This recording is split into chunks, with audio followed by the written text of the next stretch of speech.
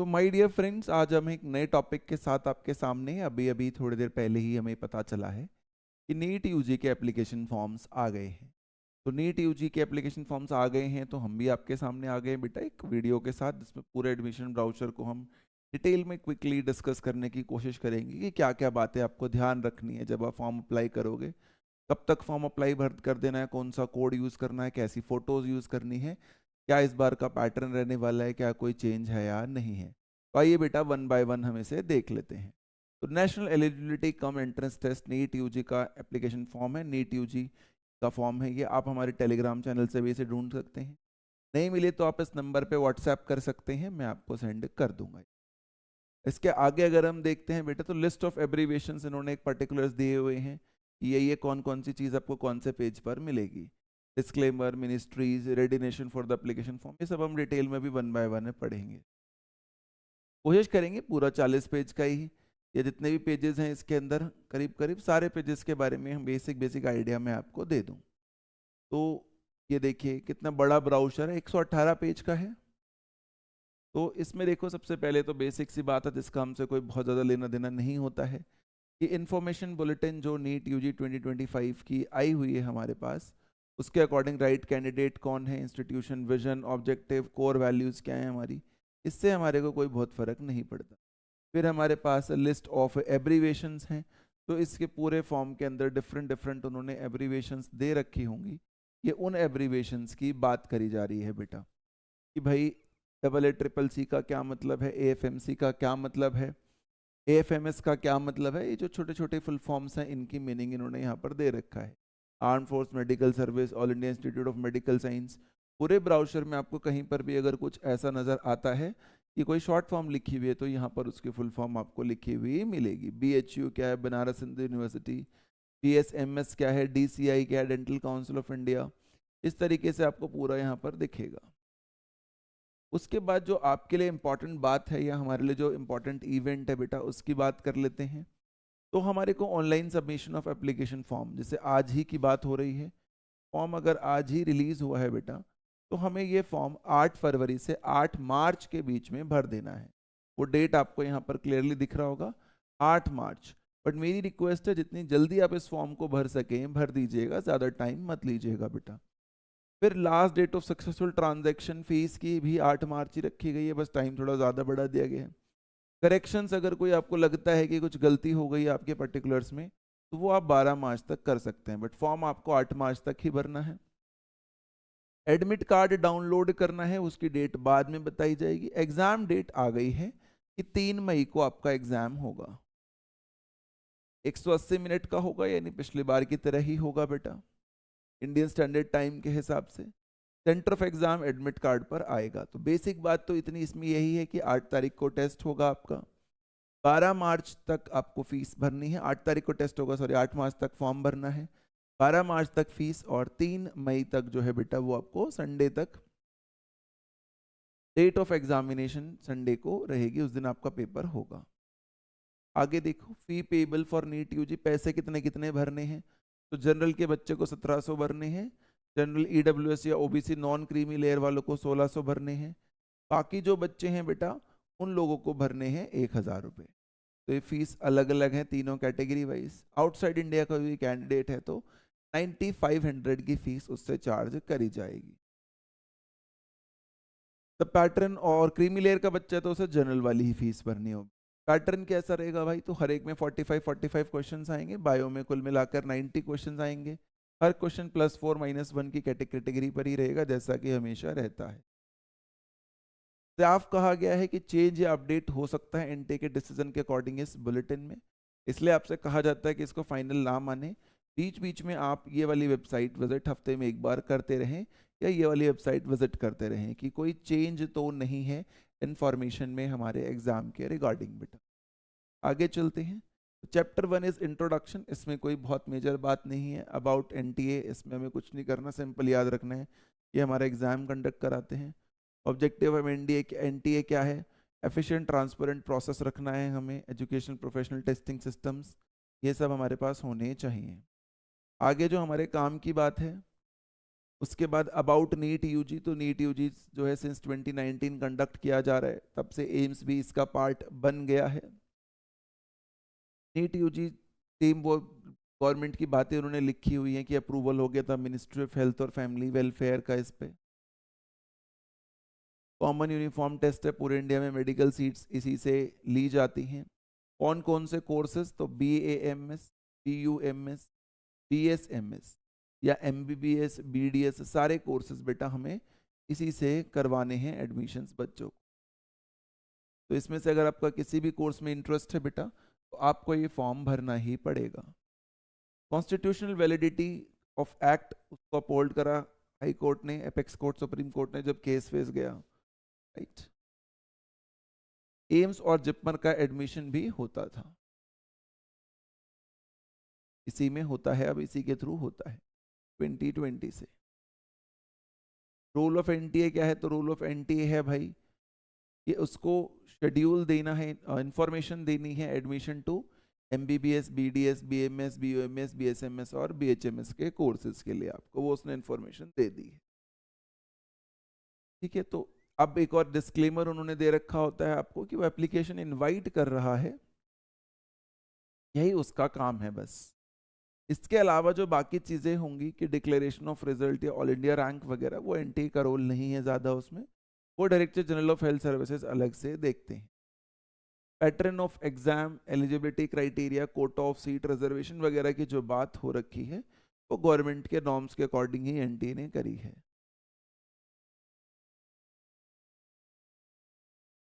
NMC और DCI ने MBBS BDS के लिए क्राइटेरिया सेट कर रखा है, और एनसीआईएसएम ने बीएमएस और बीएसएमएस। अब एनसीआईएसएम के फुल फॉर्म को देखना चाहे तो ऊपर वो एब्रीविएशन वाला जो हमारा कॉलम था उसमें जाकर हम देख सकते हैं बेटा।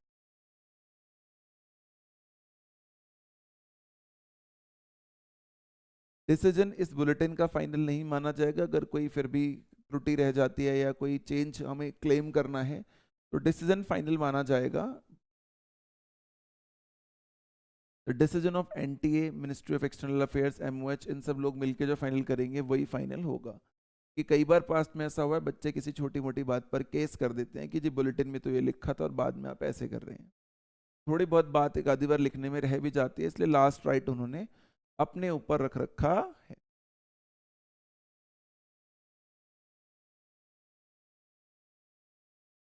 दिल्ली की कोर्ट में ही आपको जुडिक्शन करना है अगर किसी बात पे कोई डाउट है तो।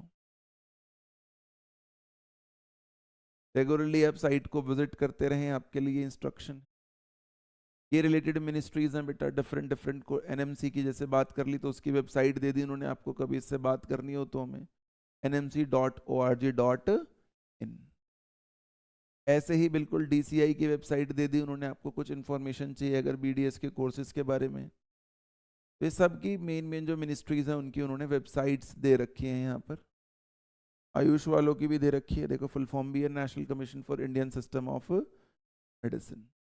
इसकी अपनी है information relating to BMS, BSMS and BUMS वगैरह में हम यहाँ पर ये बात देख सकते हैं। उसके बाद होम्योपैथी वालों का अपना दे रखा है इन्होंने कि इस वेबसाइट से देख सकते हो आप। ये सब वेबसाइट्स हैं अलग अलग कोर्सेज की। फिर बात आ गई मल्टीपल एप्लीकेशन फॉर्म्स एक्सेप्ट नहीं होंगे। एक कैंडिडेट से रिक्वेस्ट है कि वो एक ही फॉर्म भरे। इंफॉर्मेशन बुलेटिन को डाउनलोड कर लो जैसे मैंने डाउनलोड किया है, और एप्लीकेशन फॉर्म जो आप लो उसका एक प्रिंट आउट भी अपने पास रख लेना। Carefully read the information bulletin और इंस्ट्रक्शंस को आप ध्यान से पढ़ें, इनको फॉलो करें, आपसे यही रिक्वेस्ट है। आप नीट यूजी पे अगर अप्लाई करना चाहते हो तो ऑफिशियल वेबसाइट जो अप्लाई करने की वो ये है, इसके थ्रू आप आज से ही अप्लाई कर सकते हो, राइट। या इसके पास जा सकते हो, ये सेम ही वेबसाइट उसने ऊपर वाली ही नीचे लिख दी है। इंटायर एप्लीकेशन प्रोसेस ऑनलाइन है बेटा। Uploading of images, scanned images, payment of fees, generation of confirmation page, ये सब ऑनलाइन होगा। आपको कोई भी डॉक्यूमेंट किसी भी एनटीए या एनएमसी की बॉडी को भेजने की जरूरत नहीं है, व्हाट्सएप या कैसे भी चैनल से। It has been observed in past कि एप्लीकेशन फॉर्म के दौरान कुछ कैंडिडेट्स जो होते हैं आधार कार्ड के अलावा भी दूसरे डॉक्यूमेंट्स यूज करते हैं, for which additional documents are required कि उनकी आइडेंटिटी ठीक हो जाए। इसलिए आपसे रिक्वेस्ट है कि आप आधार कार्ड से ही अपना मोड ऑफ वेरिफिकेशन रखें, तो आपके लिए ज़्यादा अच्छा होगा, वरना आपको काफ़ी सारे मल्टीपल एक्स्ट्रा डॉक्यूमेंट्स भी दिखाने पड़ सकते हैं। कैंडिडेट्स मस्ट इंश्योर कि मोबाइल नंबर और ईमेल आईडी जो ऑनलाइन एप्लीकेशन फॉर्म में डाली जाए वो उनकी खुद की हो या उनके पेरेंट्स की हो, क्योंकि एनटीए जो होगा वो एसएमएस या ईमेल जो है उस मोबाइल नंबर या मेल आईडी पर ही करेगा। Application once submitted cannot be withdrawn, ये बात सिंपल सी होगी। अगर एप्लीकेशन इनकम्प्लीट होगा तो एनटीए वाले उसको बेटा रिजेक्ट कर देंगे, उस पर कोई काम नहीं करेंगे। कैंडिडेट्स इंश्योर करना चाहिए कैंडिडेट को कि information entered by them is correct.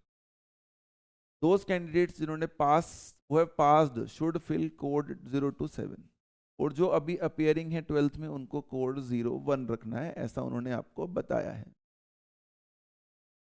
Chapter 6 जो इस पीडीएफ में वो भी आप पढ़ सकते हो।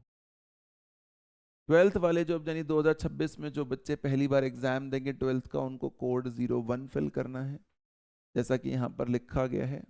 अपियरिंग जो अभी हैं बच्चे हमारे, और बाकियों को 2 to 7 का करना होता है। जनरली 2 बाकियों के लिए काम कर जाता है। The candidate are not required to send the confirmed application form, या किसी एनटी को, मैंने आपको पहले भी वही बात बताई, अगली लाइन में उसने वही कहा है। कंप्लीट एड्रेस देना है आपको, चाहे आप कॉरेस्पॉन्डेंस या अपना परमानेंट कोई भी एड्रेस फॉर्म में भर रहे हो पिन कोड के साथ, जैसे दिल्ली में हम जहाँ रहते हैं उसका पिन कोड 110041 है, ऐसे। ऑल कैंडिडेट्स मस्ट इंश्योर कि उन्होंने करेक्ट ईमेल एड्रेस या मोबाइल नंबर प्रोवाइड करा हो। OTP receive registered mobile number पर ही होगा। फिर से फीस सबमिट करने से पहले एक और ओटीपी आएगा, वो भी रजिस्टर्ड मोबाइल नंबर पर ही आएगा। कैंडिडेट मस्ट इंश्योर कि जो उसको यूज करने वाले हैं बेटा वो अपने और अपने पेरेंट्स का हो, क्योंकि सारा इंफॉर्मेशन उसी के थ्रू आएगा।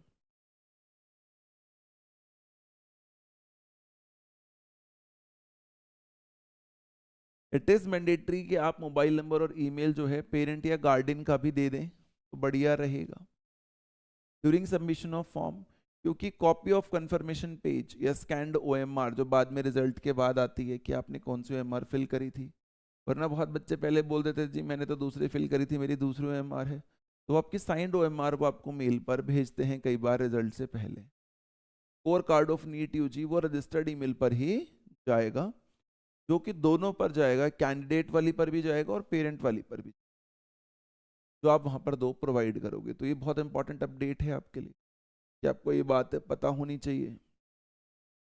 इस बार आपको ये स्कैन कॉपीज वगैरह, ये जो स्कोर कार्ड होगा आपका रिजल्ट, वो पेरेंट और बच्चे दोनों की मेल आईडी पर जा सकता है।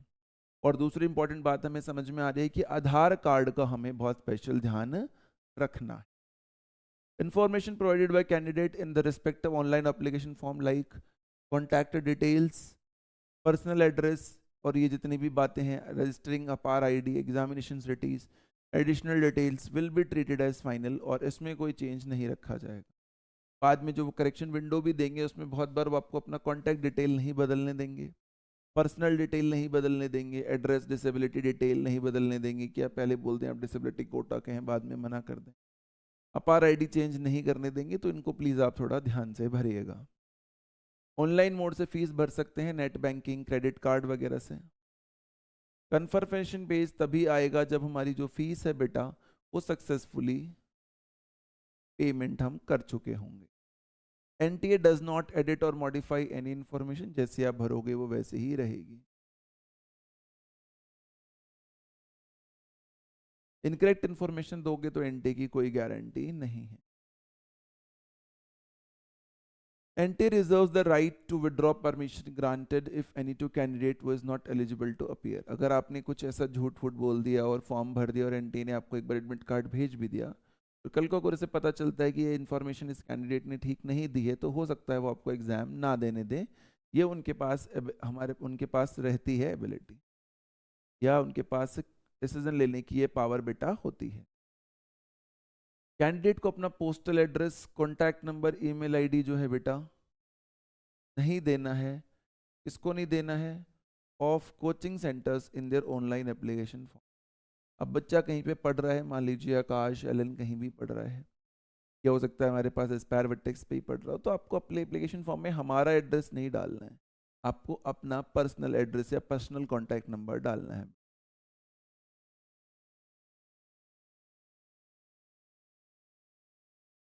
ये कैंडिडेट को इंश्योर करना है कि his name, mother name, father name, gender, PWD status, ये सब सही होना चाहिए और आपका अपना खुद का होना चाहिए।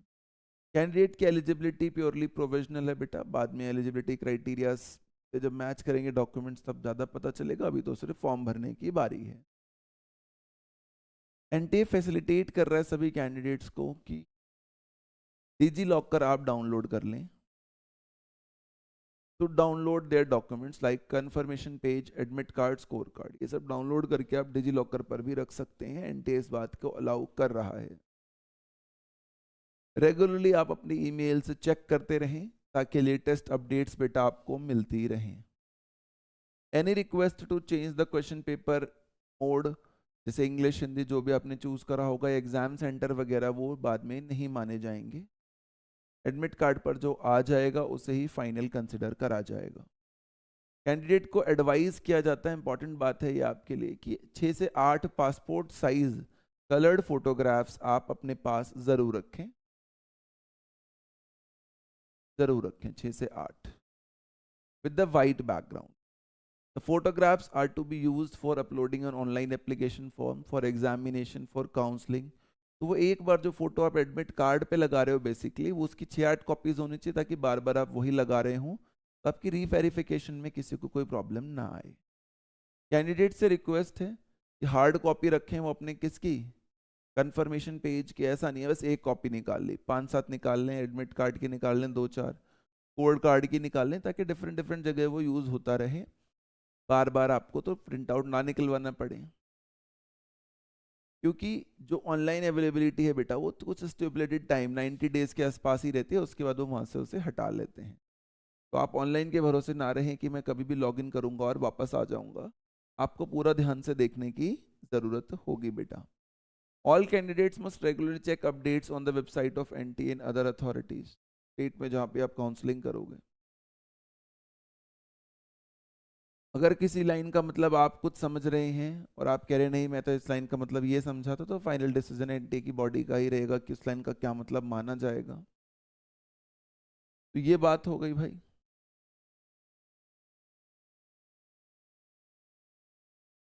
12th पास या इक्विवेलेंट बच्चा जो पास है उसकी कोई गारंटी नहीं है कि उसको एडमिशन मिल जाएगा। ये सिर्फ एग्जाम दिया है जी मेरे को पक्का एडमिशन, तो नहीं, आपको कट ऑफ जो है वो क्लियर करनी पड़ेगी बेटा, एनएमसी देखेगी उस बात को।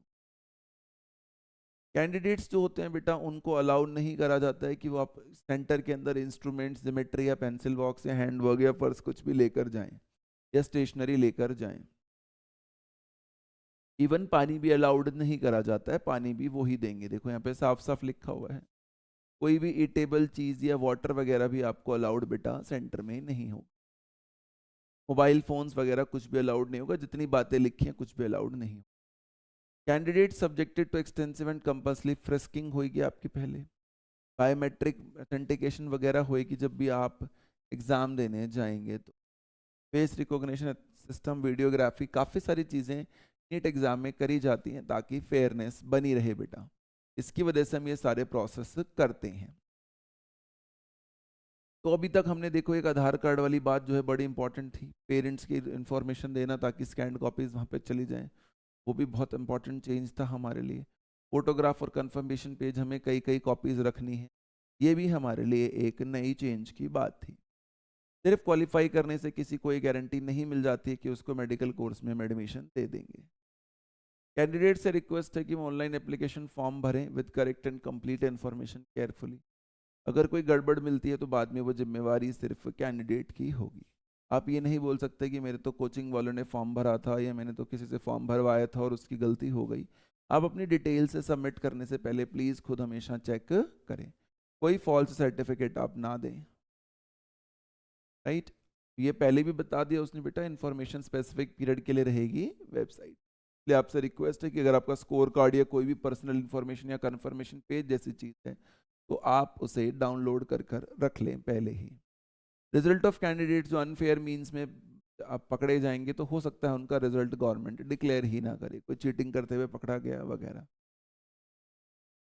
ये डिक्लेरेशन आपको सबमिट करनी होती है कि मैंने फिल आउट किया ऑनलाइन फॉर्म को पहले इन्फॉर्मेशन बुलेटिन पूरा ठीक से पढ़ने के बाद ही। जो भी मैंने इन्फॉर्मेशन दी वो मेरे बिहाफ पर बिल्कुल ठीक है। अगर बाद में कुछ गड़बड़ मिलती है तो सिर्फ मैं ही रिस्पॉन्सिबल माना जाऊंगा। किसी भी सर्कमस्टांस में कैंडिडेट एक से ज़्यादा एप्लीकेशन फॉर्म नहीं भरेगा, स्ट्रिक्ट एक्शन लिया जाएगा। अगर बाद में भी ऐसा पता चल जाता है उसे अनफेयर मीन ही माना जाएगा। इसलिए आपसे रिक्वेस्ट है कि आप एक से ज़्यादा फॉर्म्स ना भरें बेटा। अगर किसी और के फोटोग्राफ वगैरह कैंडिडेट ने अपलोड करे तो इसे भी नेगेटिव ही माना जाएगा, आपको ये नहीं करना है। मल्टीपल फॉर्म भरने से हमें इस बार बचना है। तो ये बात हो गई हमारी। चॉइस ऑफ एग्जाम सिटीज जो होंगी on the base of permanent and present address के कॉरेस्पॉन्डेंस ऑफ परमानेंट एड्रेस जो आप वहाँ डालोगे उसी हिसाब से आपको चॉइस दी जाएगी कि कौन सा वाला सिटी आपके लिए बढ़िया रहेगा। फिर देखो बेटा, ये मुद्दे की बात हो गई हमारी। फोटोग्राफ रखनी है, कंफर्मेशन पेजेस रखने हैं, चीटिंग नहीं करनी है, अपना ही नंबर देना है, आधार कार्ड से ही कोशिश करना है कि हम भर दें। 180 क्वेश्चन आएंगे, 2 से 5 बजे का टेस्ट होगा, 3 तारीख को टेस्ट होगा। कोई व्हाट्सएप से उनको अपने डॉक्यूमेंट्स हमें भेजने की जरूरत नहीं है, सब ऑनलाइन ही सबमिट होगा बेटा।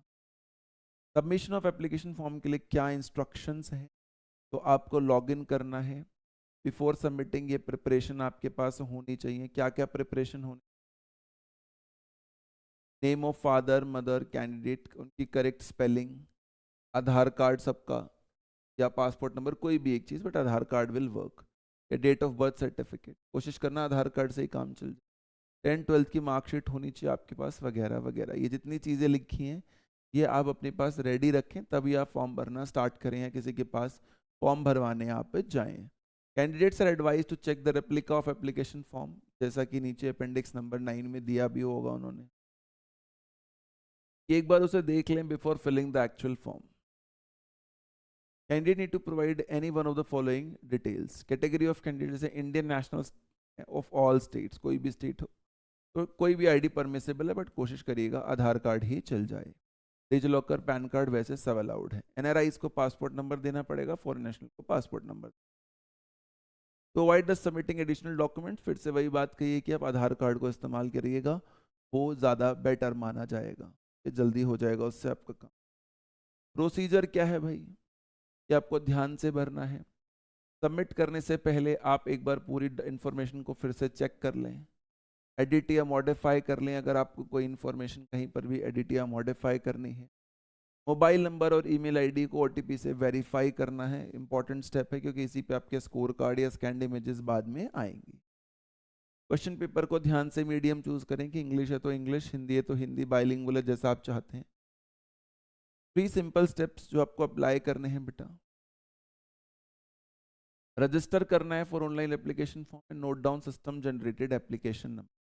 सबसे पहला आपका काम है कि जब रजिस्टर करोगे तो एक एप्लीकेशन नंबर देगा आपको, आप उसे अपनी कॉपी में, फोन में, कहीं पर भी लिख कर रख लीजिए, राइट, ताकि आप बाकी स्टेप्स जो हैं उसके पूरे कर पाए। दोबारा जब रजिस्ट्रेशन नंबर आने के, एप्लीकेशन नंबर आने के बाद आप लॉगिन करेंगे तो एप्लीकेशन नंबर मांगा जाएगा, उसके बिना आप लॉगिन नहीं कर पाओगे। तो आपको ऐसा करना है और वहां पर जाकर आपको एक अपना पासवर्ड भी क्रिएट करना है जब आप वहां पर रजिस्टर करेंगे एप्लीकेशन नंबर का इस्तेमाल कर। पासवर्ड आप कोशिश कीजिएगा कि ऐसा हो जो आप आराम से याद रख पाएं, और सिक्योरिटी क्वेश्चन भी साथ में होगा। कोई भी क्वेश्चन हो सकता है कि आप अभी कितने साल के हैं, आप कौन से स्कूल में गए थे वगैरह। इस पासवर्ड को सारे फ्यूचर लॉगिन्स के लिए आपको याद रखना है बेटा। इस एप्लीकेशन नंबर और चूजन पासवर्ड से आप कभी भी लॉगिन कर सकते हो वेबसाइट पर, अपनी डिटेल्स देख सकते हो, लेकिन हमेशा नहीं रहेंगी। मैं फिर याद दिला रहा हूँ आपको, थोड़े दिन में वो डिटेल्स हट जाती हैं, इसलिए आपसे रिक्वेस्ट है कि आप उन्हें डाउनलोड करके कई कई पेजेस में रख लें। कैंडिडेट को एडवाइस किया जाता है कि अपने पासवर्ड किसी के साथ शेयर ना करें। Neither NTA nor NIC will be responsible for this. Login के बाद अगर आप चाहें तो अपना पासवर्ड बदल भी सकते हैं कि भाई मैंने तो कैफे पे फॉर्म भरवाए थे, नाउ आई वांट कि ना अपना फॉर्म खुद भरूं। Candidate is advise to log out at the end of their session, ताकि कोई और आपके डिटेल्स को चेंज ना कर पाए। पासवर्ड की कुछ रिस्ट्रिक्शंस हैं कि 8 से 13 कैरेक्टर का होना, एक अपर केस होना चाहिए, एक लोअर, एक न्यूमेरिकल वैल्यू होना चाहिए, एक स्पेशल कैरेक्टर भी होना चाहिए। How to reset your password वो समझाया गया, जरूरत पड़े तो आपको ऐसे कर लेना है। कि आपको सिक्योरिटी क्वेश्चन का आंसर करना है जो आपने चॉइस रखा था फॉर्म फिलिंग के टाइम पर। वेरिफिकेशन कोड आएगा आपके पास आपके मोबाइल नंबर या ईमेल आईडी पर, वो भरकर आप अपना रीसेट कर सकते हैं। फिर आपको अपना जो है पेपर पूरा करना है बेटा, एप्लीकेशन फॉर्म पूरा करना है। तो personal details, question paper, medium, exam cities, ये सब रखना है। इमेजेस, डॉक्यूमेंट्स अप्लाई करने हैं। जो ब्लैक बोल्ड में लिखा गया है इसका बहुत इंपॉर्टेंट ध्यान रखना है एग्जाम भरते फॉर्म भरते वक्त हम सबको। कैंडिडेट को अपलोड करना है live photograph of filling of the application form, right. जिस टाइम आप फॉर्म भर रहे हैं उसी टाइम की फोटोग्राफ अगर आप रखेंगे तो ज़्यादा बेटर है। अपलोड हिज और scanned images of recent passport size photograph, वो भी रखनी है साथ में। और वो फोटोग्राफ 1 जनवरी 2026 के बाद की होनी। दोनों फोटोज यानी आपको अपलोड करनी है, एक ऐसी फोटो जो 1 जनवरी 2026 के बाद की और एक फॉर्म भरते टाइम की फोटो। सिग्नेचर करना है लेफ्ट राइट दोनों फिंगर्स और थंब इम्प्रेशंस, यानी 10 की 10 जो बेसिक हमारी फिंगर्स हम गिनते हैं वो आना चाहिए। सोशल कैटेगरी सर्टिफिकेट आपको अप्लाई करना है, क्लास 10th की मार्कशीट अप्लाई करनी है। ये सारी चीज़ें आपके पास होनी भी चाहिए, यानी जब भी आप फॉर्म भरने जाओ ये सब आपके पास होना। In percentage indicating date of birth होना चाहिए उसमें, ये सब बातें आपके पास। सारी जो अपलोडेड इमेजेस हैं, फोटो, मार्कशीट्स वगैरह सब कुछ पीडीएफ जीपीजी फॉर्म में हो। कैटेगरी आपको ध्यान से भरनी है भाई, non OBC, OBC, creamy, non creamy. Non creamy layer में वही सिलेक्ट करेगा बेटा जो सेंट्रल लिस्ट ऑफ ओबीसी में, तो स्टेट लिस्ट ऑफ ओबीसी में आने से आप ओबीसी नहीं माने जाओगे उसमें, वो फिर आपको अपने स्टेट की काउंसलिंग में करना है। इसमें सेंट्रल लिस्ट के ओबीसी में जिनकी कैटेगरी है वही रखेंगे। नॉन क्रीमी लेयर, इस वेबसाइट पर जाकर आप चेक भी कर सकते हो कि आपकी पर्टिकुलर कैटेगरी उसके अंदर आती है या नहीं। इकोनॉमिकल वीकर सेक्शन की अपनी कैटेगरी, ये हम जानते हैं। 3 सिटीज मिलेंगी आपको अपने चॉइस की। अपेंडिक्स नंबर 5 में नीचे ये दे भी रखा होगा। कोई ह्यूमन इंटरवेंशन नहीं है कि आपको कौन सा सेंटर अलॉट होगा, ये प्योरली कंप्यूटर बेस्ड प्रोसेस होता है। मीडियम ऑफ क्वेश्चन पेपर अगर आप इंग्लिश रखोगे तो इंग्लिश में मिलेगी, हिंदी या रीजनल रखोगे तो इंग्लिश भी मिलेगी और वो भी मिलेगी, तो आपका नॉर्मल लैंग्वेज है। एकेडमिक डिटेल्स 10वीं 12वीं के पूरे क्वालिफाइंग एग्जामिनेशंस के बारे में आपको भरना है, जो ऑलरेडी पास हो चुके हैं 02 या 07 कोड भरेंगे, जो अभी अपीयर कर रहे हैं वो 1 कोड भरेंगे। ये बात ऊपर भी बताई थी उन्होंने, आपको फिर से सेम बात बता दी है। कैंड इमेजेस डालनी है, photograph, signature, left right hand, thumb, fingers, impressions. Recent photograph size होनी चाहिए, कलर और black white with 80% face visible होना चाहिए विदाउट मास्क आपका, जब भी आप इसमें यूज करोगे। 80% of area of image should be candidate face. Photograph JPG format में हो। सिग्नेचर का जो साइज है बेटा सिग्नेचर फाइल का, वो इतना होना चाहिए, ध्यान रखना है। कोशिश करिएगा किसी ऐसे व्यक्ति से भरवाएं जो ये फॉर्म वगैरह भरता रहता हो, अब खुद पहली बार ट्राई करेंगे तो गलती हो सकती है। Left right hand thumb impression जो देना है उसका साइज इतना होना चाहिए, सबके साइज उसने लिखे हुए हैं। कैटेगरी सर्टिफिकेट का कितना होगा, क्लास 10th का कितना होगा, क्लास 12th का कितना होगा, राइट। तो ये बात हो गई भाई, सारी बातें सबके सर्टिफिकेट्स की साइज उसने लिख दी हैं। करेक्ट फोटोग्राफ होनी चाहिए, अपनी ही फोटोग्राफ भेजनी है, वही पुरानी बात जो ऊपर है फिर से वही बात कह रहा है। फॉर कैप्चरिंग, अब देखो ये बात समझाई उसने। For capturing live photograph candidates switch on their camera और connect their webcam. Laptop में हो तो वेब कैम, वरना अपने कैमरे को ऑन करें फॉर्म भरते वक्त। अगर वेब कैम को नहीं सपोर्ट करता है तो क्यूआर कोड होगा on the right side of application form, can be scanned by the candidate using mobile device. Application form की राइट साइड पर एक क्यूआर कोड होगा, आप उसे स्कैन करेंगे तो वो आपकी फ़ोटो खींचने में आपकी मदद कर देगा। तो लाइव फ़ोटो कैसे लेनी है ये बात बहुत इंपॉर्टेंट है, हमें ध्यान रखनी है बेटा। फिर लाइट बैकग्राउंड होना चाहिए, प्रॉपर लाइटिंग होनी चाहिए, जहां आप फोटो ले रहे हो 80% फेस विजिबल होना चाहिए। आधार डाटाबेस से आपकी फोटोग्राफ मैच करी जाएगी ताकि कोई चीटिंग का केस ना कर पाए बच्चा। तो ये सारे काम दिखे जाएंगे।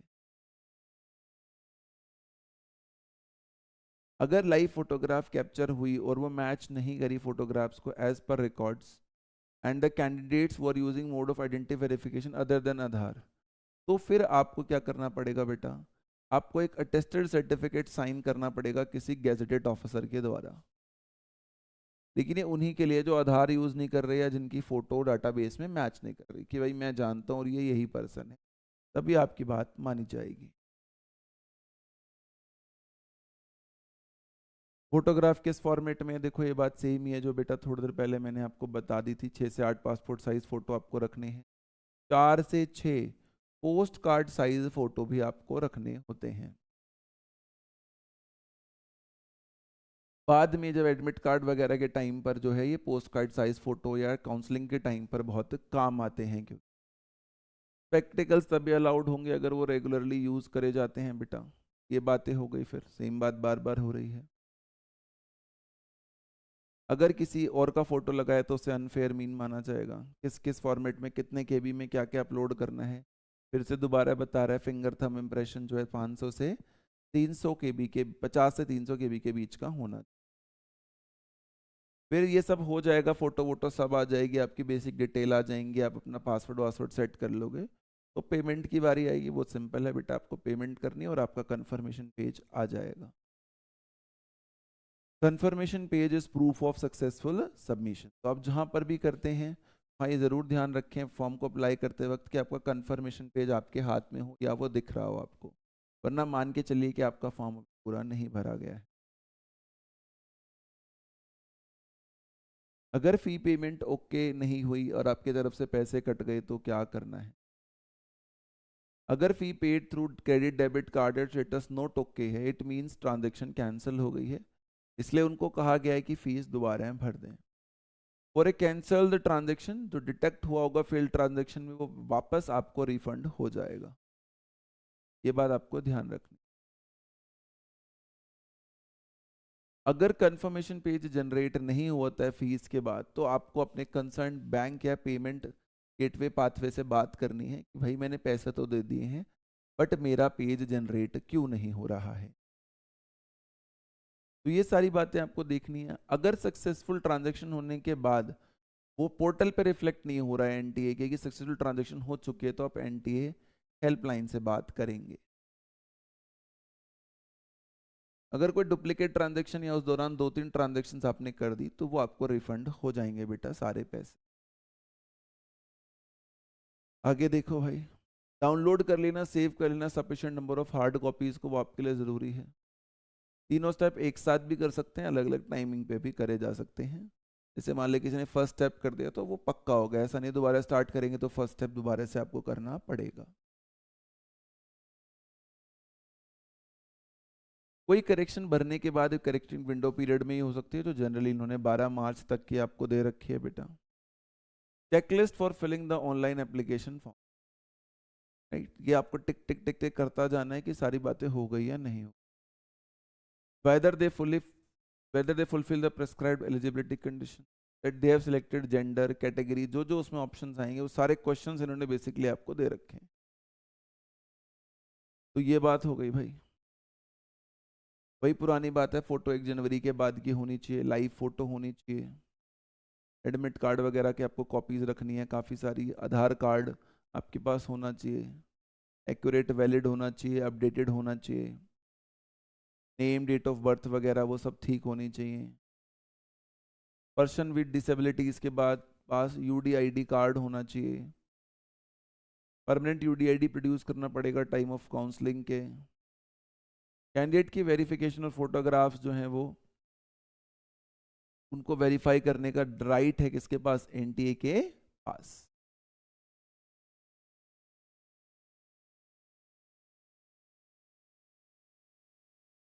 और गवर्नमेंट जो होती है आपके डाटा को इस्तेमाल कर सकती है, ऐसी भी एक लाइन उन्होंने लिख दी है। एग्जामिनेशन स्कीम की अगर हम बात करते हैं तो ये तो पूरा फॉर्म वॉर्म की बात हो गई हमारे। यार ट्राइंग कोई भी पॉइंट हमारा मिस ना हो, एक ही वीडियो में पूरा ब्राउजर जो है आपके सामने आ। तो सिलेबस ऑफ द टेस्ट की बात करते हैं तो भाई सिलेबस पहले ही नोटिफाई हो चुका है, ऑलमोस्ट पिछले साल वाला है, इसी में नीचे अपेंडिक्स 3 में भी दिखेगा वो आपको, वरना आप इस वेबसाइट से डाउनलोड कर सकते हैं। पैटर्न 180 टेस्ट का है भाई। राइट, टोटल मार्क्स इंपॉर्टेंट वाली बात ही है। +4 -1 का क्राइटेरिया अनआंसर्ड नो। अगर किसी क्वेश्चन में ऐसा गलती से हो गया कि आंसर एक से ज़्यादा सही है, तब क्या होगा? तो तब ये होगा, if more than one option is found to be correct, तो 4 मार्क्स उन्हीं को मिलेंगे जिन्होंने उन दोनों में से कोई एक अटेम्प्ट करा होगा। दोनों में से कोई भी कर दिया होगा, आंसर पूरे मिलेंगे। अगर चारों आंसर करेक्ट निकल गए तो फिर तो किसी बच्चे ने कोई भी ऑप्शन टिक करा, उसको पूरे मार्क्स मिले। और अगर कोई भी option, none of the option is found correct, और क्वेश्चन ही गलत माना गया, तो सभी कैंडिडेट्स जो अपीयर हुए हैं, जिन्होंने वो क्वेश्चन अटेम्प्ट किया या नहीं किया, उनको +4 मार्क्स दिए जाएंगे। तो तीनों बातें हो गई भाई।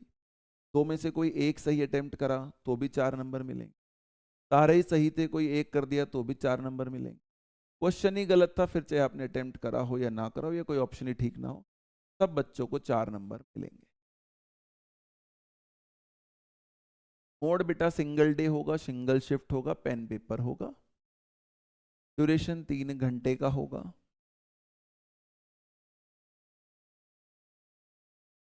पीडब्ल्यू कैंडिडेट को, PWD physical person with disabilities को 1 घंटा ज़्यादा मिल सकता है।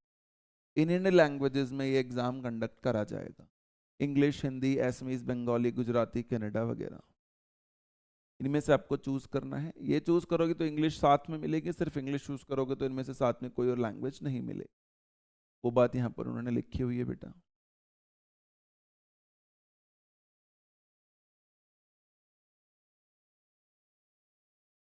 इंग्लिश सारे इंडिया के सेंटर्स में अलाउड है, आप इंग्लिश का पेपर कहीं पे भी ले लीजिए, आउटसाइड इंडिया ले लीजिए। हिंदी भी हर जगह अलाउड है। एसमीज की अगर हम बात करते हैं तो इंग्लिश, हिंदी, एसमीज असम में। ऐसा नहीं है कि मैं दिल्ली का कैंडिडेट और मैं कह रहा हूँ यहाँ बैठ के कि मेरे को एसमीज का पेपर दो, ऐसा मजाक नहीं करना है। बंगाली की लैंग्वेज वेस्ट बंगाल में मिल जाएगी, त्रिपुरा में, अंडमान निकोबार में।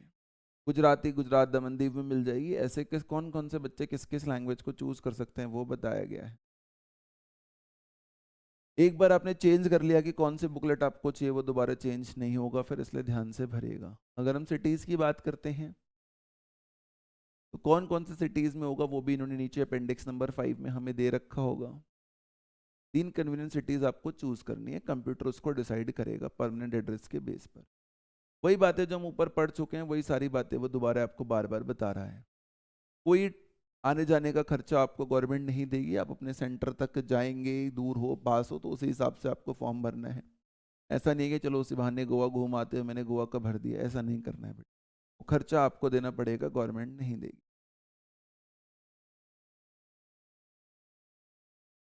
अब देखो, अगर किसी बच्चे ने, वो कह रहे रीजनल लैंग्वेज भर दिया, तो हो सकता है कि कैंडिडेट को दूसरी सिटी में सेंटर अलॉट हो जाएगी, क्योंकि उसकी सिटी में शायद उस लैंग्वेज के पेपर देने वाले बच्चे बहुत कम थे। हालांकि कोशिश की जाएगी कि वहीं पर रखा जाए चीज़ों को जहां आपने ट्राई किया है, जहां आपने फॉर्म भरा।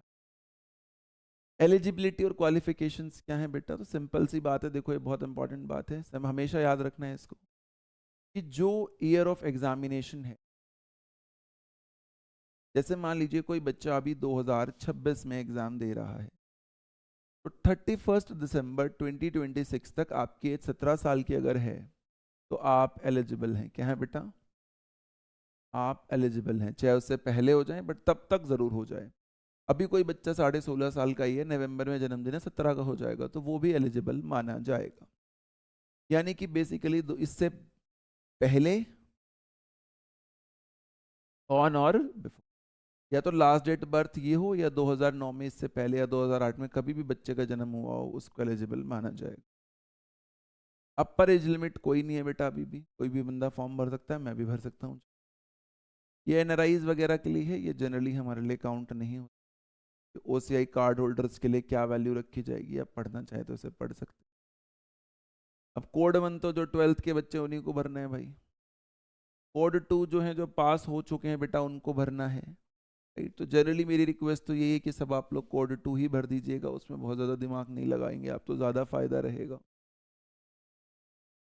हालांकि आपकी क्वालिफिकेशन के अकॉर्डिंग आप और भी भर सकते हैं चीज़ें, 3, 4, 5 अपना अपना आप देख सकते हैं। 2 और 1 ही ज़्यादातर बच्चे भरते हैं, वो आसान रहता है। अब वो कहते हैं कि जो तमिलनाडु के बच्चे हैं उनके 2021 के बैच में क्लास 10th को कोई मार्क्स ही नहीं है मार्कशीट में, और पास प्रिंट हो गया था। तो जब आप वो वाला फॉर्म भरेंगे तो आपको साथ में पासिंग है 2021 और school board S Tamil Nadu state board of school exam रखना है। तो तमिलनाडु वालों के लिए अलग क्राइटेरिया है बेटा, उसमें कुछ ज़्यादा 10th के बच्चों के लिए है वो criteria. Counselling and reservation for admission. Admission का प्रोसेस होता है भाई इन सीट्स। अगर देखो इसमें से किसी कैटेगरी या कोटा में आप आते हैं तो भी आप इस बात का ध्यान रख सकते हैं। जैसे ऑल इंडिया कोटा जो 15% है उसमें तो सब लोग हैं। स्टेट गवर्नमेंट कोटा है। सेंट्रल इंस्टीट्यूशंस के बारे में बात करी जा सकती है। स्टेट या सेल्फ फाइनेंस्ड मेरिट लिस्ट हो सकती है स्टेट कोटा वाली। सेंट्रल पूल कोटा सीट्स, कुछ लोग जो फोर्सेस आर्मी वगैरह में होते हैं या मिनिस्ट्री वगैरह में काम करते हैं उनके लिए अलग से कोटा होता है। इन सब कोटास के बारे में पढ़ लीजिएगा कि कहीं ये आपके भी काम के तो नहीं है, पता चले आपने इसमें अप्लाई ही नहीं करा है। एम्स जिप्पर में एडमिशन मिल सकता है। 15% all India quota and 100% state quota seats जो होंगी बेटा उनकी काउंसलिंग ज़रूर होगी। 100% सीट्स में 85% स्टेट कोटा सीट होगी, जिसमें जो दिल्ली के मेन इंस्टीट्यूशंस हैं RML hospital, VMMC, Atal Bihari college जो आरएमएल वाला है सफदरजंग, इनकी काउंसलिंग एमसीसी ही करा लेता है अपनी ऑल इंडिया कोटा की काउंसलिंग के साथ ही। वो उन्होंने आपको बताया है यहाँ पर। तो वही है बेटा, रिजल्ट आएगा फिर हमें देखना है कि क्या क्या चीज़ें हमारे लिए काम की हैं।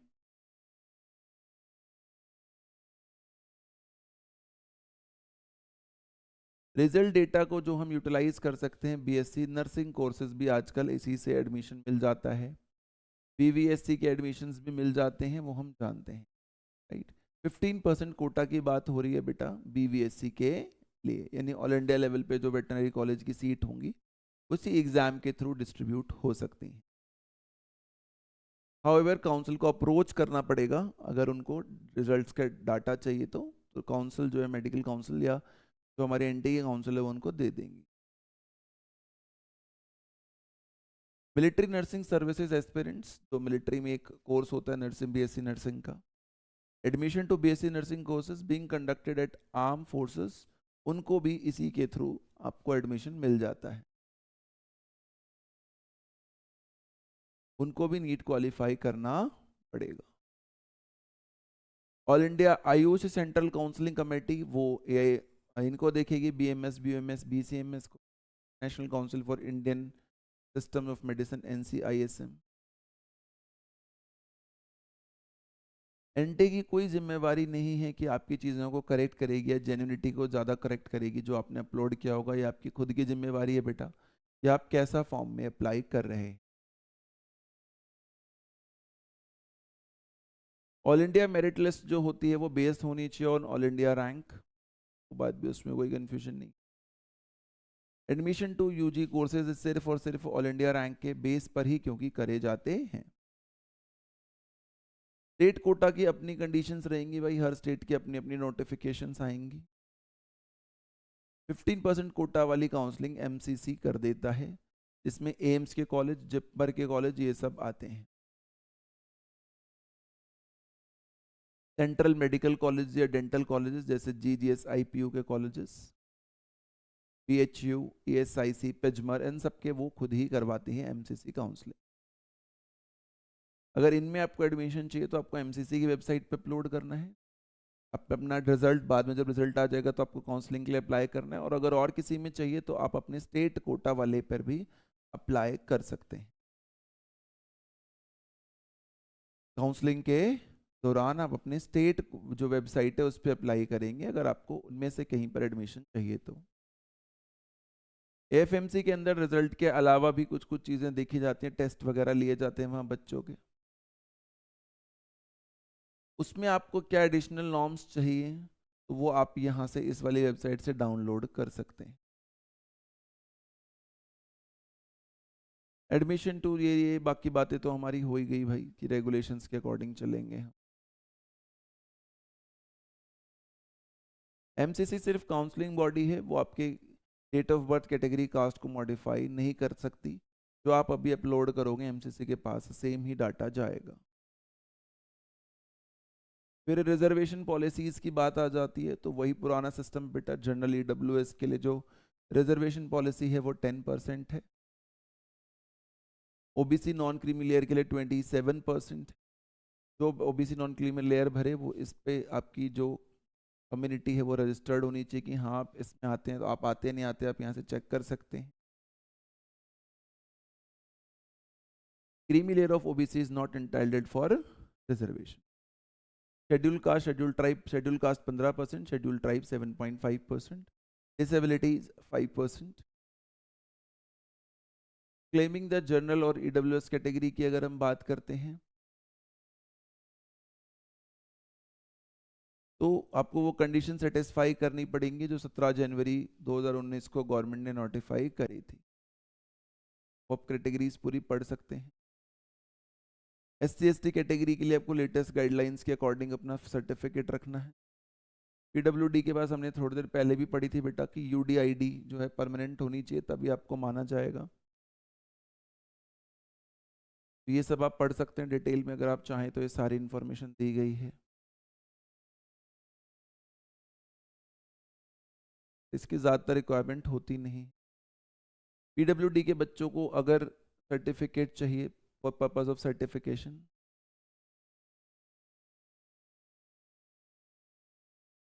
तो उसमें ये लोग होने: chief medical officer, orthopaedic, neurologist, clinical psychologist, occupational therapist, any other based on condition of candidate. तो ये सब मिलकर ही आपको एक सर्टिफिकेट दे पाएंगे। Medical authority should have multi member authority, है जो आपको बोलेगी कि हाँ किसी बच्चे को बोलेगी कि आप PWD कैटेगरी में आ सकते हैं। तो मल्टी लेवल अथॉरिटी सबकी सिग्नेचर और सबकी रिक्वेस्ट उसमें कंसिडर करके तभी आपको दिया जाएगा। Scribe and compensatory time, candidate के पास डिस्क्रिप्शन होनी चाहिए कि वो अपने स्क्राइब को ऑब्टेन कर पाए। May also identify the scribe, panel वगैरह बात कर सकता है उससे कि भाई आप कौन हो।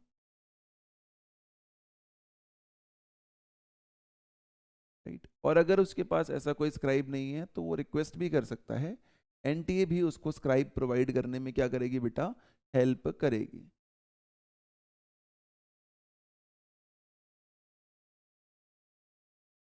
और अगर NTA ने ऐसा किया तो आपको 2 दिन पहले स्क्राइब से अपने मिलने दिया जाएगा। एक्स्ट्रा टाइम और एडिशनल टाइम जो करंटली यूज होता है should be change to compensatory time, should not be less than 20 minutes per hour of examination. तो यानी अगर 1 घंटे का एग्जाम है तो 20 मिनट, तो 3 घंटे का एग्जाम है तो 60 मिनट का एक्स्ट्रा टाइम जरूर मिलेगा बच्चे को। बाकी गाइडलाइंस हैं भाई स्क्राइब्स वगैरह के बारे में।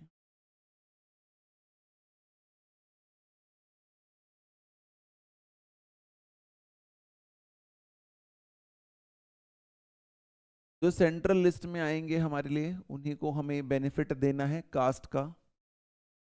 Reservation will be given only to those caste and tribes that are mentioned in the central list. कहाँ से देख सकते हो आप लिस्ट, कहाँ से देख सकते हो कि आपकी पर्टिकुलर कैटेगरी SC/ST की इस कैटेगरी में आती है नहीं आती है। सेंट्रल इंस्टीट्यूशंस में भी सेम ही है, 10%, 15%, 7.5% का क्राइटेरिया रिजर्वेशन का बेटा।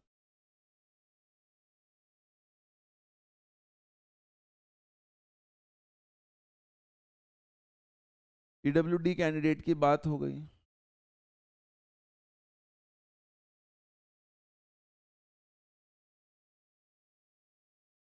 किसी कैंडिडेट को लगता है कि वो PWD का पार्ट हो सकता है तो वो कहते हैं कि आपको अपने डिस्ट्रिक्ट हॉस्पिटल के पास जाना है और वहाँ से सर्टिफिकेट लेना है, तभी आपको कंसिडर किया जाएगा बेटा। क्या स्टेज आपको देना है, तो UDID कार्ड देना पड़ेगा PWD कैंडिडेट को। सेल्फ सर्टिफाइड एफिडेविट्स देने पड़ेंगे। अप्रोच करना पड़ेगा डेजिग्नेटेड मेडिकल बोर्ड को जो आपके वेरीफाई करेंगे कि आपका सर्टिफिकेट ठीक है या नहीं है, जो आपने सेल्फ सर्टिफिकेशन वहाँ पे अप्लाई करा है। काउंसलिंग की अगर बात करते हैं तो हालांकि ये बात बाद में करी जाती है। तो काउंसलिंग की इंफॉर्मेशन इस वाली वेबसाइट पे आती है mcc.nic.in.ug counselling. MCC is conducting counselling for, तो मैंने पहले भी बताया था, इंडियन कॉलेजेस के लिए MCC काउंसलिंग कंडक्ट करती है। 15% all India quota seats, 100% MBBS seats, AIIMS seat, JIPMER, Jamia, FMC, इनके में अगर बच्चे को एडमिशन चाहिए तो उसे एमसीसी का फॉर्म भरना पड़ेगा। रिजर्वेशन पॉलिसी क्या है? सेम है बिल्कुल जो नॉर्मल होती है, तो हम ऊपर कई बार पढ़ चुके हैं बेटा। Merit list and qualifying criteria, तो ये भी एक इंपॉर्टेंट बात हो जाती है। इसमें भी कुछ कुछ बातें आपको ध्यान रखनी होती कि अगर कैंडिडेट जो है बेटा जनरल या जनरल ईडब्ल्यूएस है तो उसको 50 परसेंटाइल तो आना ही चाहिए, तभी वो गवर्नमेंट या प्राइवेट कॉलेज की काउंसलिंग के लिए एलिजिबल होता है। अगर वो एसटी या ओबीसी है, SC ST ओबीसी कैटेगरी का बच्चा है, 40 परसेंटाइल पे भी उसका काम चल जाएगा। अगर पर्सन विद बेंचमार्क डिसेबिलिटीज है तो 45 परसेंटाइल। तो ये आपके अपनी कैटेगरी के हिसाब से आपको परसेंटाइल ध्यान रखनी होती है, कितनी मिनिमम से मिनिमम होनी ही चाहिए।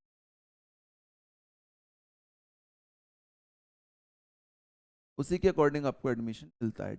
BOMS लेना है तो 10th स्टैंडर्ड में आपके पास उर्दू या अरेबिक या पर्शियन कोई लैंग्वेज होनी चाहिए। ऐसा नहीं है हम जाके BOMS मांग लेंगे, हमारे पास इनमें से कोई सब्जेक्ट ही ना हो 10th में।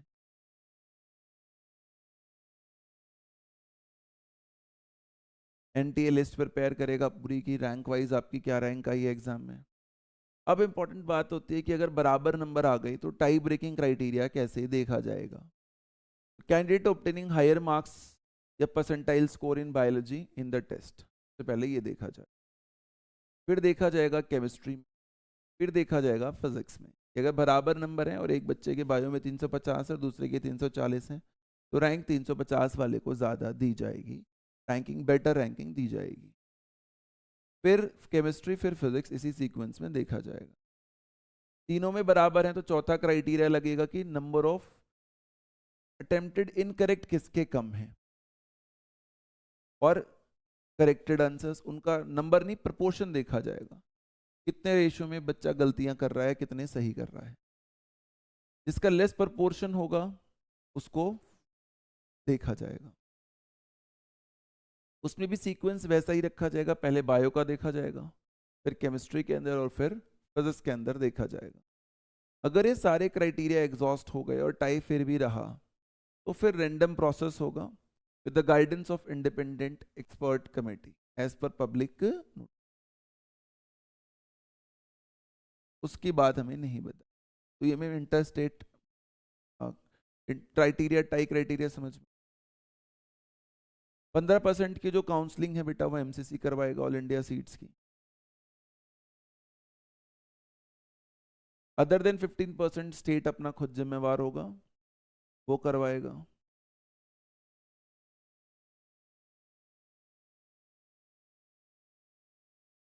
काउंसलिंग अथॉरिटी अपनी अपनी एप्लीकेशन खुद मंगवाएंगी। BMS, BUMS, BHMS सब कोर्सेज का एडमिशन इसी के थ्रू होगा। पुरानी बात रिपीट कर रहा है वो जो ऊपर पहले भी बता चुका है। 10+2 बच्चा पास होना चाहिए, कैटेगरी वाइज मार्क्स की बात भी हो चुकी है, 17 साल का हो जाना चाहिए। कोटा ये होगा government aided, private, state, central universities. अगर हम देखेंगे BMS, BSMS, BUMS या BHMS कोर्सेज के, रिजर्वेशन बिल्कुल सेम रहेगी जैसे ऊपर थी, 15, 7.5 एंड 27।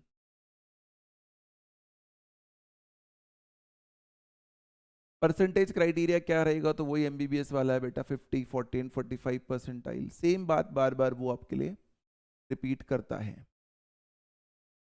फिर अगर फिर भी कोई कंफ्यूजन रह जाए हमें तो हम इस हेल्प डेस्क पे जाके अपनी बात कर सकते हैं कि हमें प्रॉब्लम है भाई, हमारी प्रॉब्लम सॉर्ट कर दो। आयुष काउंसलिंग के लिए यहाँ पर कर सकते हो, MBBS के लिए उन्होंने दे दिया, वेबसाइट्स दे दी सारी की सारी आयुष काउंसलिंग्स के लिए। MBBS तो NTA और MCC देखते ही हैं। तो ये बात हो गई भाई। एडमिट कार्ड जो होगा बेटा चैप्टर नंबर 10 जो हमारा होता है वो इशू हो जाएगा, सेंटर डेट टाइम उस पर दिया होगा, उसी टाइम पर आपको जाना है जिस टाइम एडमिट कार्ड में लिखा हुआ आएगा, उसके अलावा आपको कुछ नहीं करना है। कैंडिडेट अगर डाउनलोड नहीं कर पा रहा है तो उसे 10 AM से 5 AM के बीच में कांटेक्ट करना है या मेल करना है NTA को, इस वाली मेल ID पर कि भाई मेरा एडमिट कार्ड डाउनलोड नहीं हो रहा है, मैंने तो सारे काम ठीक करे थे, प्लीज़ इसको देख लें। एडमिट कार्ड पोस्ट से नहीं भेजा जाएगा, डुप्लीकेट एडमिट कार्ड इशू नहीं करा जाएगा एग्जाम सेंटर पे। आप सोचो वहां जाके मेरे को एडमिट कार्ड मिल जाएगा और मैं पेपर दे दूंगा। Candidate must not mutilate the admit card, उसमें कोई चेंज ना करे, वो तो गुड कंडीशन में रखे, बाद तक भी नहीं रखें। अगर आपकी एप्लीकेशन फॉर्म पूरी नहीं है तो कोई एडमिट कार्ड आपको जारी ही नहीं किया जाएगा। एडमिट कार्ड जारी होने का ये मतलब नहीं है कि अब आगे आपको स्क्रूटनाइज नहीं करा जा सकता है, वेरीफाई करके बाहर नहीं करा जा सकता। पेड आइटम्स और ड्रेस कोड के बारे में बात है बेटा, वो पहले भी उन्होंने बता दिया, geometry pencil paper plastic calculator वगैरह कुछ भी अलाउड नहीं, मोबाइल फोन अलाउड नहीं है, वॉचेस अलाउड नहीं है, कोई फूड आइटम अलाउड नहीं है, वाटर बॉटल भी अलाउड नहीं। कोई सेंटर पे आपके आर्टिकल्स आइटम्स को रखने की जगह नहीं, आपकी जिम्मेवारी खुद की है वो। अगर आपने कुछ अपना कस्टमर या कल्चरली चीजें पहन रखी हैं तो 2 घंटे पहले आप सेंटर पे पहुंचे ताकि आपकी अच्छे से स्क्रीनिंग हो। ड्रेस कोड की अगर बात करते हैं तो ये आप लोग समझ जाएंगे पढ़कर ही, हैवी क्लोथ्स या लॉन्ग स्लीव्स नॉट अलाउड है, और अगर आपको फिर भी पहनने तो आप जल्दी पहुंचे। कोई अनअवॉइडेबल अगर मेडिकल कंडीशन है तो आपको पहले ही एनटीए से अप्रूवल लेना पड़ेगा एग्जाम सेंटर में जाने से पहले ही, या एडमिट कार्ड रिलीज होने से पहले ही। Slippers sandals with low heels preferable है।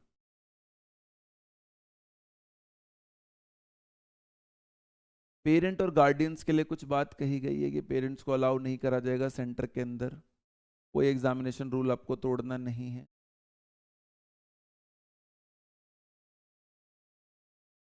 कैंडिडेट को सेंटर पर क्या क्या लेकर जाना है, तो कैंडिडेट को सेंटर पर सिर्फ एडमिट कार्ड लेकर जाना है विद पासपोर्ट साइज फोटोग्राफ।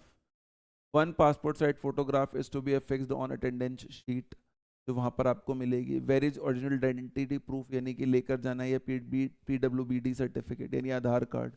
एक पासपोर्ट साइज आपको फोटो अपनी लेके जाने विद वाइट बैकग्राउंड।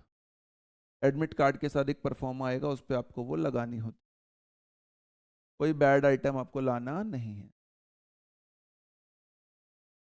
पेरेंट और गार्डियन का भी आपको ऑनलाइन एप्लीकेशन फॉर्म सबमिट करते वक्त मोबाइल नंबर देना है ताकि स्कैन कॉपीज आपके रिजल्ट की उनको भी भेजी जा सके या OMR की भेजी जा सके। आपको एक कोशिश करनी है कि 1:30 PM से पहले ही पहुंच जाएं और लेट ना करें, वरना एंट्री बच्चे को नहीं मिलेगी।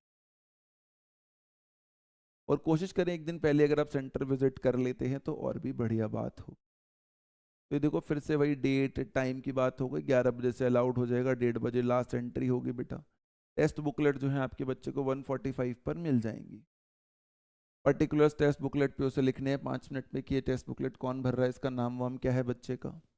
टेस्ट 2 बजे शुरू होगा, 5 बजे खत्म हो जाएगा। PWD कैंडिडेट्स के लिए 6 बजे तक चलेगा। एडमिट कार्ड के बिना बच्चे को एग्जाम हॉल में एंटर नहीं करने दिया जाएगा बेटा।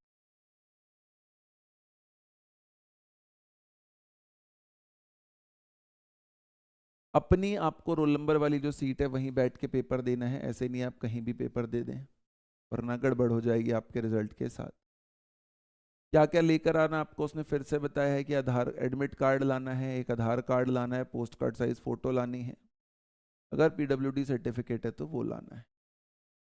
तो ये मेन मेन बातें थी बेटा इसके अंदर। हाफ टाइम पे भी आपको एक सिग्नल दिया जाएगा, इंपॉर्टेंट इंस्ट्रक्शंस पहले भी दी जाएंगी कि भाई आपका पेपर अब हो गया है। क्लोजिंग टाइम से पहले भी आपको एक सिग्नल जनरली दिया जाएगा, बट कई बार कुछ कुछ सेंटर्स पे ये बात फॉलो ऐसा देखा गया है कि नहीं होती है, राइट। वाटर बॉटल अलाउड नहीं है, ध्यान रखिएगा। अटेंडेंस शीट पे आपको 2 बार साइन करना है। पहली बार साइन करना है after the commencement of exam, और सेकंड टाइम साइन करना है जब आप आंसर शीट देंगे इन्विजिलेटर।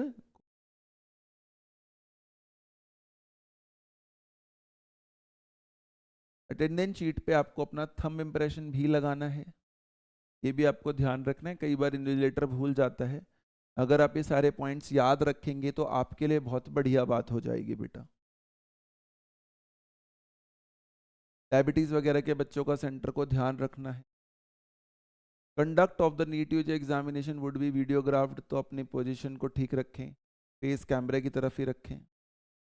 अनफेयर मीन या प्रैक्टिस करेंगे तो भाई सिंपल सी बात है कि एग्जाम वाले अपने को बाहर निकाल देंगे, इसमें तो कोई ऐसी सोचने वाली बात ही नहीं है। अनफेयर मीन में देखो किसी से कुछ पूछना, ऑफिशियल्स को धमकी देना, अनडिजायरेबल मेथड का इस्तेमाल करना, ओएमआर शीट से कुछ डिलीट करने की कोशिश करना, एग्जामिनेशन स्टाफ के अलावा किसी और से बात करना, कोई और मटेरियल का इस्तेमाल करना, तो कुछ भी काउंट हो सकता है। तो अपना चुपचाप जाएं और पेपर देकर आएं। कोई फॉल्स क्लेम करना, creating obstacles in smooth and fair conduct, कोई भी रीजन उसका हो सकता है। पनिशमेंट क्या है भाई, कि 3 साल तक आपको एग्जाम में बैठने ही नहीं दिया जाएगा, और कोई क्रिमिनल केस आपके ऊपर बनता होगा तो वो भी हो सकता है कि आपके ऊपर एक्शन गवर्नमेंट ले ले। ऐसे बच्चों का रिजल्ट नहीं आएगा।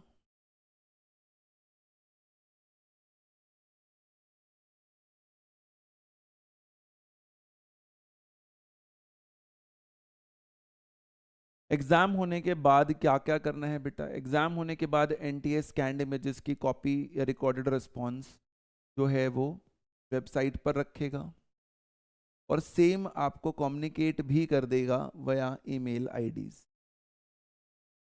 उस पर आपको चैलेंज करना हो तो 200 रुपये पर क्वेश्चन दे के हम चैलेंज भी कर सकते हैं कि भाई मेरे को तो ये गलत लग रहा है, ये मेरी ओएमआर नहीं है, या मैंने रिस्पॉन्स दूसरा भरा था और यहाँ पर रिस्पॉन्स दूसरा दिखा रहा है, कुछ भी ऐसी बात हो तो आप ऐसा कर सकते हैं। आंसर कीज भी डिस्प्ले करी जाएंगी, और वो किस दिन होंगी उसकी डेट अभी पता नहीं है। ये सब एग्जाम होने के बाद की बातें हैं कि क्या क्या होगा। जो भी चैलेंजेस जरूरती जो करेंगे उसको एनटीए वेरीफाई करेगा, ठीक लगेगा तो ओके करेंगे, फिर रिजल्ट आ जाएगा भाई। रिजल्ट की वेबसाइट ये रहेगी https://neet.nta.nic.in।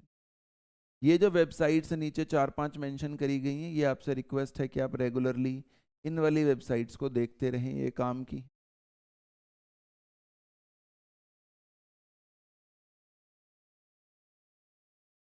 रीचेकिंग या रीवैल्यूएशन जैसा कुछ नहीं होता है।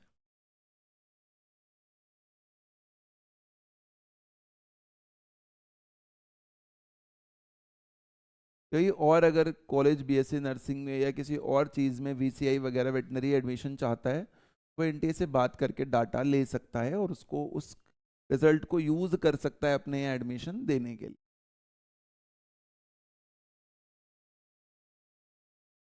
मिलिट्री नर्सिंग सर्विस वाले बच्चों को भी नीट का एग्ज़ाम देना चाहिए। मिसलेनियस कुछ कुछ प्रोविजंस हैं बेटा, कि आपको नीट यूजी की वेबसाइट ही देखनी है, कोई रॉन्ग इन्फॉर्मेशन पे विश्वास नहीं करना है।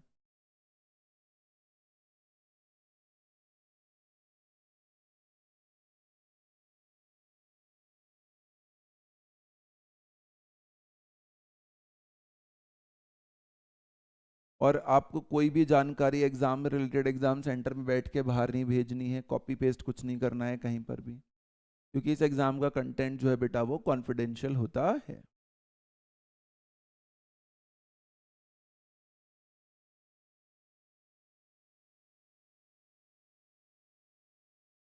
वही अगर आपको जेन्युइन क्वेरी या ग्रीवियंसेस हैं कैंडिडेचर के बारे में, तो आप इस हेल्प डेस्क नंबर पे कांटेक्ट कर सकते हैं या यहाँ मेल भेज सकते हैं, तो उन्होंने आपको आइडियाज़ दिए हैं।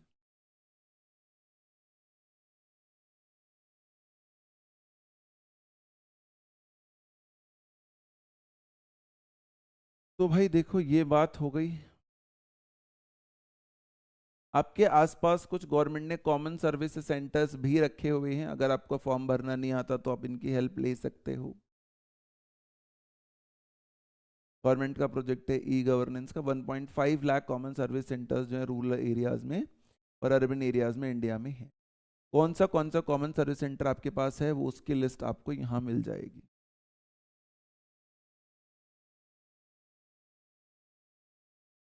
90 डेज तक रहता है ऑनलाइन, मैंने आपको पहले ही बता दिया था बेटा।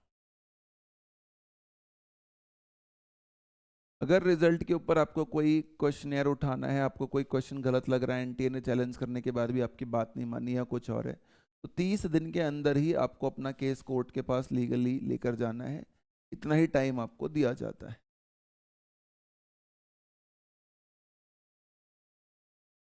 कैंडिडेट अपने एडमिट कार्ड को डिजी लॉकर में भी एसेस कर सकते हैं। Scanned copy of original OMR या स्कोर कार्ड जो होगा वो सेफ कस्टडी में रहेगा ऑफ डिजी लॉकर, आप वहां से भी उसको चेक कर सकते हैं अपनी ओएमआर को। डिजी लॉकर बहुत इंपॉर्टेंट है भाई आजकल। क्या क्या बेनिफिट है देखो, वो आपको बता रहा है, अपने documents, confirmation page, application form, admit card, ये सब कुछ आप यहाँ पे देख सकते हो। अपने एप्लीकेशन नंबर वगैरह को आप डिजी लॉकर से बहुत इजीली रिट्रीव कर सकते हो, कल को अगर आप भूल भी जाओ तो। Self uploaded document digitally sign हो सकते हैं using the e sign facility, ये भी एक फीचर है वहाँ पर। ये फिर अपेंडिक्स आ गए बेटा, इसका हमें कुछ बहुत ज़्यादा नहीं करना होता है। नेशनल एग्जामिनेशन है का एक अपेंडिक्स दिखा दिया उसने आप, या स्टेट मेडिकल एजुकेशन जो है उनके डायरेक्टर्स जो हैं, डायरेक्टरेट्स हैं, उनके बारे में बात बता दी, उनकी कनेक्टिंग आइडियाज, उनसे कैसे बात हो सकती है। हर स्टेट का सामने किसी से कोई कंफ्यूजन या आपको क्लैरिटी चाहिए हो तो मेजॉरिटी तो फॉर्म यही था बेटा। देखो इसके बाद ये सिलेबस है, फिर से डाला है इन्होंने, थोड़े दिन पहले भी ये सिलेबस अपलोड करा गया था, फिर से नीट यूजी के फॉर्म के साथ ये पूरा सिलेबस फिर से आया हुआ है। ये आपको कहीं भी मिल जाएगा, आप अगर चेक करेंगे तो कोई ऐसा मतलब इसमें बहुत नई बात नहीं है। सिलेबस वगैरह तो पहले भी हमने से ज़्यादातर लोगों ने जो रेगुलरली पढ़ाई कर रहे हैं उन्होंने देख ही रखा होगा कि नीट यूजी का सिलेबस क्या है। जनरली एग्जाम एनसीईआरटी के आसपास ही रहता है बेटा।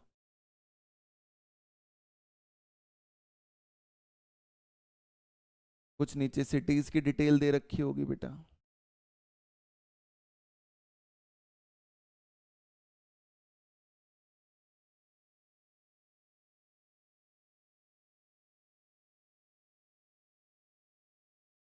तो मोटा मोटी बेटा आज के इन्फॉर्मेशन बुलेटिन में जो भी पॉइंट्स थे मैंने कोशिश करी है, ये सारा देखो अभी तक वही दिखा रहा है मेरे को, यहाँ पे क्लियर हो पा रहा है। 2 मिनट वेट करेंगे तो शायद आपकी भी स्क्रीन पे क्लियरली दिखने लग जाएंगी ये चीज़ें कि रेस्पिरेशन में एक्सचेंज ऑफ गैसेज है, cellular respiration, number of ATP molecule generated है, प्लांट ग्रोथ डेवलपमेंट है, ह्यूमन फिजियोलॉजी है, ये सब हमारे सिलेबस की बातें यहाँ पर। अपेंडिक्स बहुत छोटे छोटे होते हैं तो कई बार ये बहुत क्लियरली हमें नज़र नहीं आते हैं बेटा, राइट।